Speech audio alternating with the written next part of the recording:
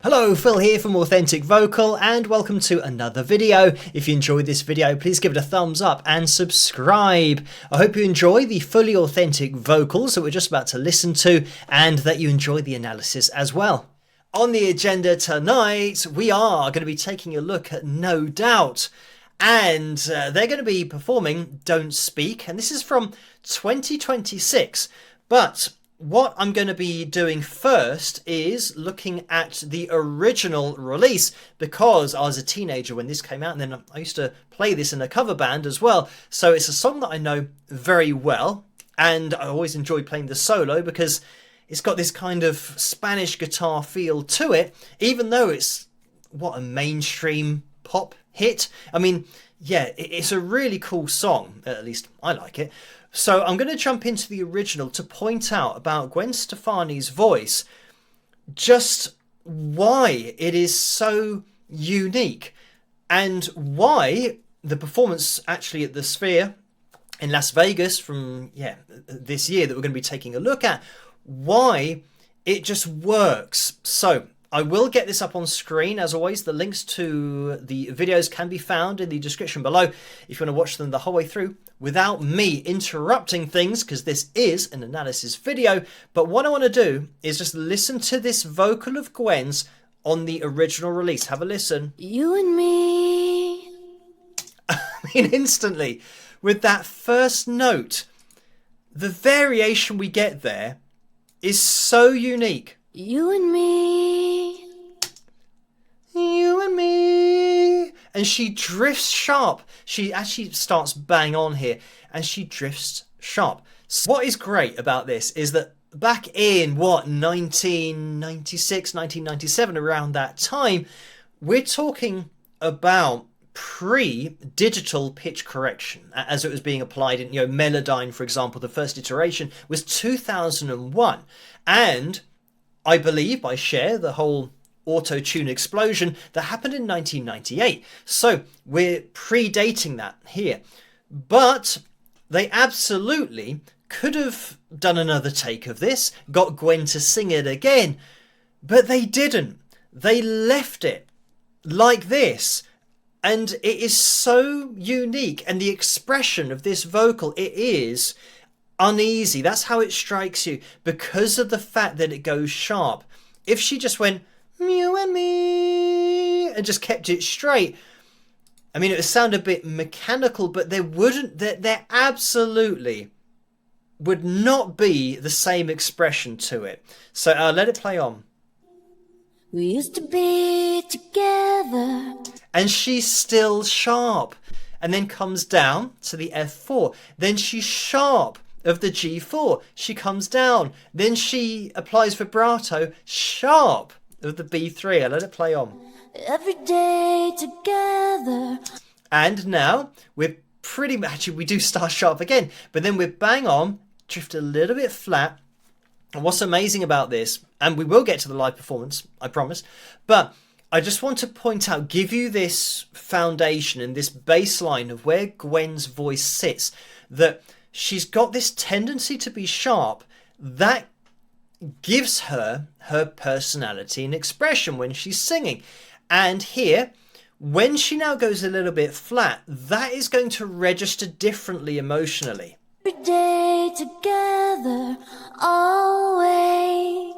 I mean, it's great because she is always just on the edge of, I don't know, trying to explain what this vocal communicates and how you feel listening to it. It's like Gwen in her mind is anxious about something. That's what these notes register as. That's why it works so well, because she's singing this obviously not looking at a graph, but also importantly in the studio they would have known she was singing sharp. You can hear it clearly, but they didn't say to her, oh Gwen, you're sharp, we're going to have to do another take, you're going to have to sing it again. And this is, I think, what is a real shame about music now, is that it's an industry standard to correct vocals, meaning that this wouldn't be here, it would be on the F4, meaning you don't get to hear voices like this anymore. You don't get to hear that anxiety and that angst in someone's voice because it's been eliminated. But what's great is that this was just left alone in the studio. I really feel, I mean, it's happening all the time. that I'm losing my best friend. I can't believe this. I mean, again, just holding these notes ever so slightly sharp at the beginning, so it just hits you with that expression. And for me, I think this is a really cool song because you've got so many different elements to it, really well produced, and I'd say kind of minimally produced. I do think that we get into a double-tracked vocal in the chorus, but you can hear from this vocal, it's so stripped back. But I think a huge part of this song is Gwen's ability to communicate through her voice. I'm just going to let it play on. Be the end. I mean, even here it's subtle, but still sharp. It looks as though. Here we go. So that backing vocal was sharp of her main vocal.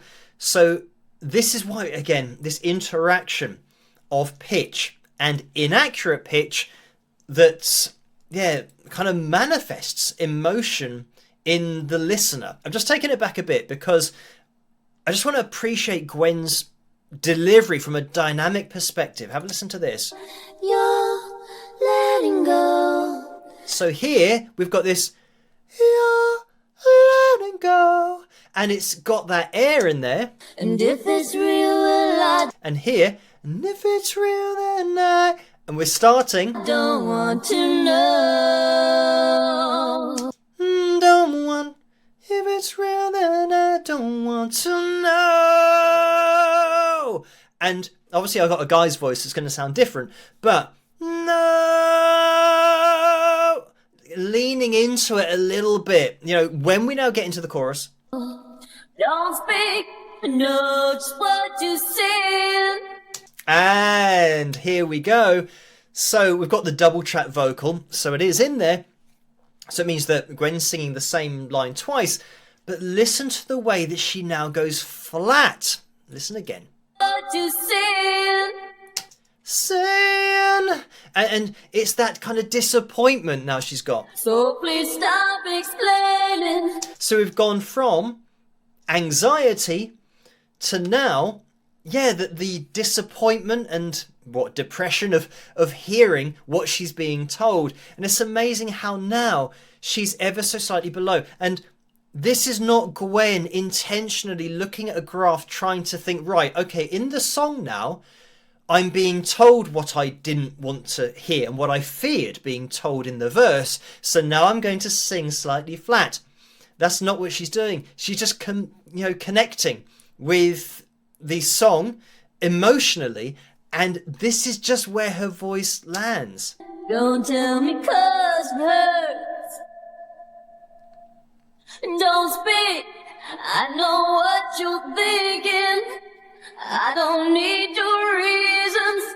I mean, really spot on now, but this is because we're getting two voices. So it means that those two voices are put together, and the pitch that we're hearing is an approximation, an average of those two voices. So that's why we see this, that looks like, it's ever so slightly sharp here, but it looks like it's over the lines and now a lot more accurate because we're hearing that average. But anyway, I mean, this is just turning into an analysis video of Gwen Stefani's vocal for this particular song, but we are going to be taking a look at the live performance as well. And just before we jump into this is from May the 6th, 2026. So it's relatively recent, and it's going to show you what you're going to get from No Doubt Live. Let me just jump into this isolated vocal, of course. You and me used to be together. So, I mean, straight off the bat, we were ever so slightly sharp, but this was just a you and me. It's just a tiny vocal phrase there. Again, dynamic appreciation here. And spot on the F4, when she went up to what was the G4, but we got the harmonic, again, look at how sharp we are. And then I let it play on. And again, it's actually plotting the harmonics here. But this is the G4, so it would look the same. It should be down here. So it would look the same, but it's just plotting it an octave higher. But I'll let it play on. Yeah, and look at this again. Sharp of the G4, sharp of the F4. And I mean, what I want to mention about this live performance is how authentic it is, because the studio release wasn't tuned. It was allowed to be slightly sharp. So it means that Gwen Stefani, when she was singing in the studio, she is absolutely going to sound the same live, because they weren't overly editing it in the studio. You know, they might have done a few takes, but they are choosing a vocal that communicates, or at least that Gwen and the band thought, yes, this is how we want the song to feel. Now, the great thing about doing things that way is that when you perform in the studio and you record your vocal, when you go to perform live, you know all you have to do is just sing it how you sing it, because that's how you did it in the studio. And that's how all great artists and bands work. And the most popular bands throughout history have been those bands that sound the same live as they do in the studio. In fact, more often than not, when they get in the studio, it's just them playing live. And then, yeah, they might do a few takes, and then that is the song that they release. But I'd say now it's all flipped, where in the studio, everything seemingly has to be so perfect to the point where tuning is an industry standard. So everything is getting tuned, regardless of how accurate the vocal might be in the first place, or how emotive that particular voice that you're editing is without the editing. So this is now the problem. You've got bands and artists who are performing live who are never going to sound like they do in the studio, because in the studio they didn't do that. The vocalist didn't hit A440 perfectly. They might have been singing a bit sharp and a bit flat. So now the problem for the audience is they'll go and watch a band live and they'll think, oh, hang on, this doesn't sound like their CD. Why is that? It's because the band have never sounded like their CD. The singer has never sung like that live. In fact, no human can sing like that live when you're tuning a vocal all the way through to A440. So you'll get this disconnect, whereas I guarantee you that no doubt fans go to shows and it is exactly what they're expecting and how they felt when they listened to the original release. And I mean, you can go back, 60 years and talk about the Beatles, where when they perform live, you're just hearing the sound of them in the studio and what they did. So people can get, well, if you could hear it above all of the screaming, but people got a genuine reflection of what was happening with the band in the studio, but now in a live setting. Exactly the same thing here, with No Doubt. They're just getting up there, performing fully live, and Gwen is just giving you her voice as it is and as it was on that studio recording. Let's let it play on. I really feel that I'm losing my best friend. I mean, you can see this all over the place. That, so sharp here, and My best friend. here's sharp again. Can't believe this could be the end. Yeah, it's great because the end. There's a tiny bit where she only pushes it, 3 or 4 cents sharp, but you hear that. It looks so you're letting go. If it's real, well, I don't want to know. Don't think no, it's what you see. So please stop explaining. Don't tell me 'cause it hurts. Yeah, I mean, she's still got this ever so slight tendency, but this is great because this is just Gwen's voice. And yeah, I'd say we're a little bit flat here, a little bit flat here, a little bit sharp here, a little bit sharp here. So when we get into this chorus, and I think at the top there, bang on that G4, because again, that's the harmonic. And let's have a look through here. So again, look at this E4. We're, what I'd say is considerably flat there, and then we're slightly sharp. So now we're starting to get, all kinds of expression in this vocal.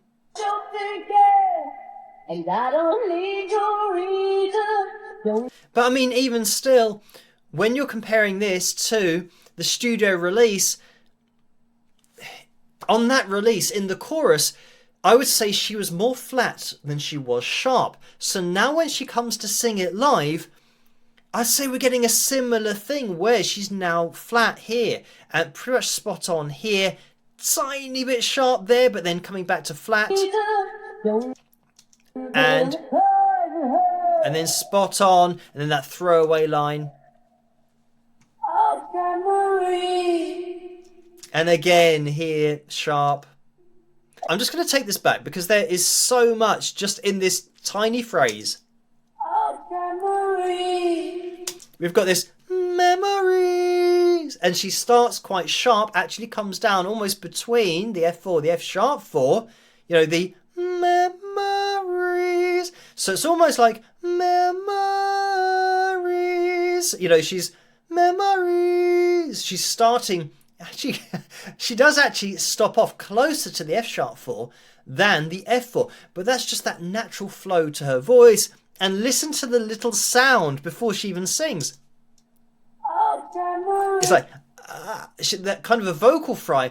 This vocal, especially in the verses, I mean, it's undeniably got vulnerability in there because and the point of having that vocal fry in there is because this is such a light connection that Gwen's making here with her vocal cords. That is just where the vulnerability is. And you can say that in the verses of this song, her voice is absolutely vulnerable. It's in a place that is so light and so communicative as a sound. And there, she's coming in with that vocal fry again. And now we're sharp again.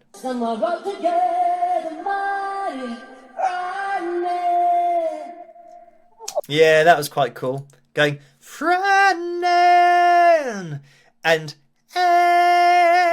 kind of just manipulating that vowel a little bit instead of frightening.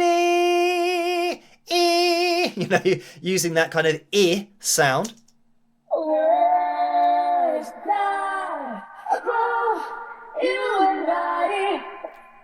With my head in my hands, I sit and cry.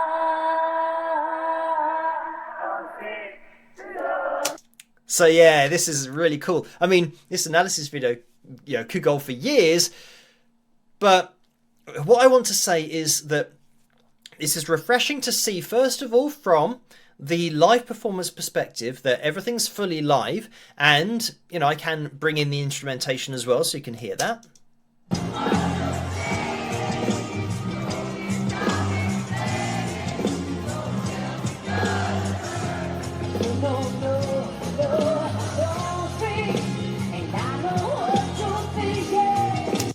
So, from that vocal perspective, it's so consistent as well, so reliable, because Gwen just used her voice in the studio. And this is why when you're talking about bands and artists that might have had a hit 30 years ago, oh, it's just sunk in how long ago that was that I was listening to this, and now that this was 30 years ago.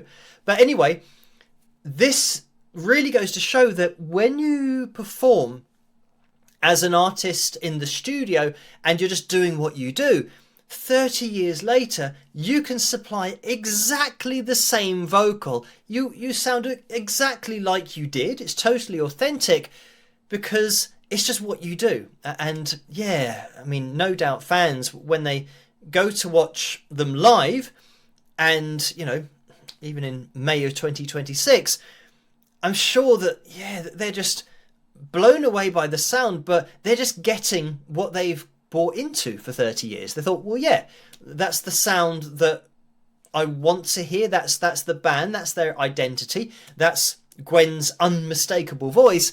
And it's great that they just do what they do, and they're not changing anything, and they didn't change anything back in 1996 with this recording. So yeah, really cool video to take a look at tonight. And for those people that are fans of No Doubt, then you know that you're going to see a fully live performance, and there's, you know, not going to be auto-tune live or lip syncing or miming or any of that stuff. It's just, yeah, Gwen and the band doing what they do. So there we have it. Thank you guys for watching this vocal analysis video. I hope you have enjoyed it. If you did, please give it a thumbs up and subscribe, and I'll catch you guys at the next one.